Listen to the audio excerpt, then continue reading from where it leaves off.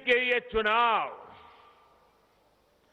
इस दशक का पहला चुनाव है। ये दशक भारत का दशक होने वाला है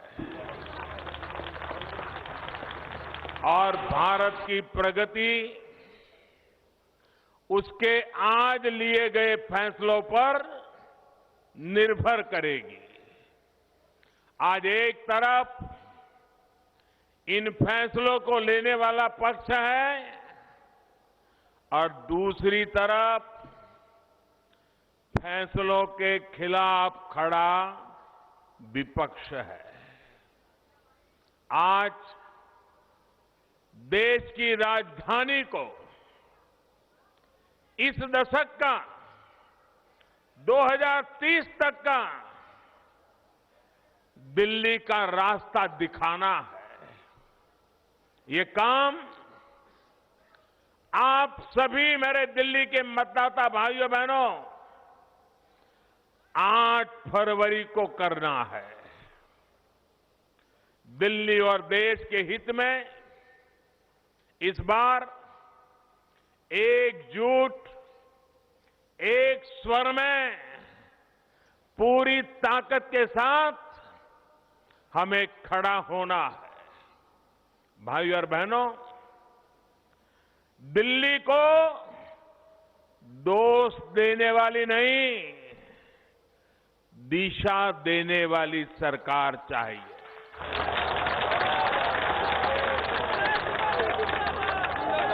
दिल्ली को रोड़े अटकाने वाली और नफरत फैलाने वाली राजनीति से मुक्ति चाहिए।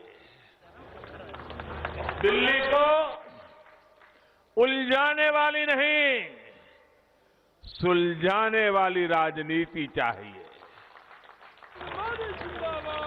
दिल्ली को विकास की योजनाएं रोकने वाला नहीं, सबका साथ सबका विकास पर विश्वास करने वाला नेतृत्व चाहिए। मेरे दिल्ली के प्यारे भाइयों बहनों, आप सोचिए, जो गरीब का हित चाहेगा, जिसके दिल में गरीब के लिए दर्द होगा, क्या वो गरीब को सरकार की योजनाओं से वंचित करेगा क्या? कभी करेगा क्या? सोच भी सकता है कोई? कितना ही राजनीतिक विरोध हो, लेकिन गरीबों की भलाई में कोई रोड़े अटकाएगा क्या? लेकिन दिल्ली में तो 5 साल से मैं देख रहा हूं, हर दिन गरीबों की भलाई के हर काम में रोड़े अटकाना, यही चल रहा है। केंद्र सरकार की कितनी ही योजनाओं को लागू करने से पहले यहां मना कर दिया गया है।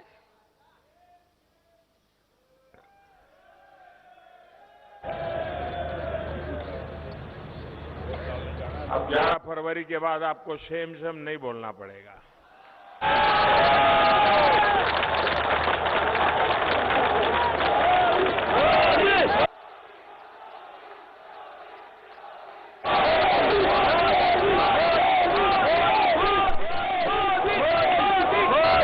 मेरे प्यारे भाइयों बहनों, दिल्ली के गरीबों का क्या गुनाह है जो उन्हें 5 लाख रुपए तक मुफ्त इलाज की सुविधा देने वाली आयुष्मान भारत योजना का लाभ नहीं मिलता?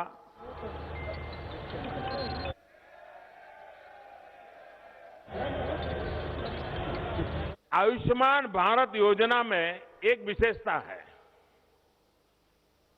इतने में आपको समझ आएगा कितना लाभ है।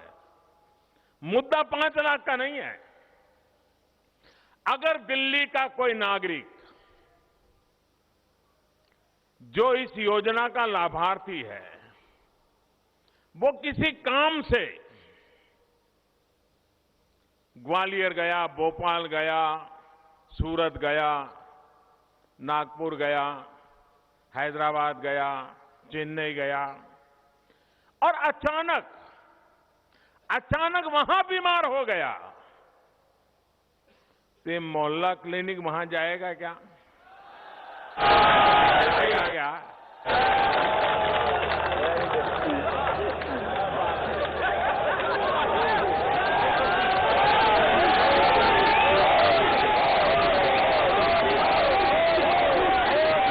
लेकिन ये आयुष्मान भारत योजना अगर ये दिल्ली में लागू होती और दिल्ली का कोई लाभार्थी वहां अपने काम से गया होता और वहां उसको गंभीर से गंभीर मानो हार्ट अटैक भी आया होता तो वहां की अस्पताल में भी उस योजना के तहत मुफ्त में उपचार हो जाता।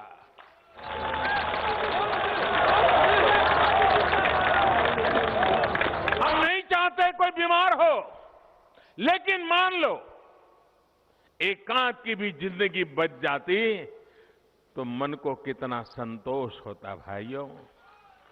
लेकिन यहां एक बेदर्द, एक ऐसी सरकार बैठी है जिसे आपकी परवाह नहीं है, आपकी जिंदगी की परवाह नहीं है।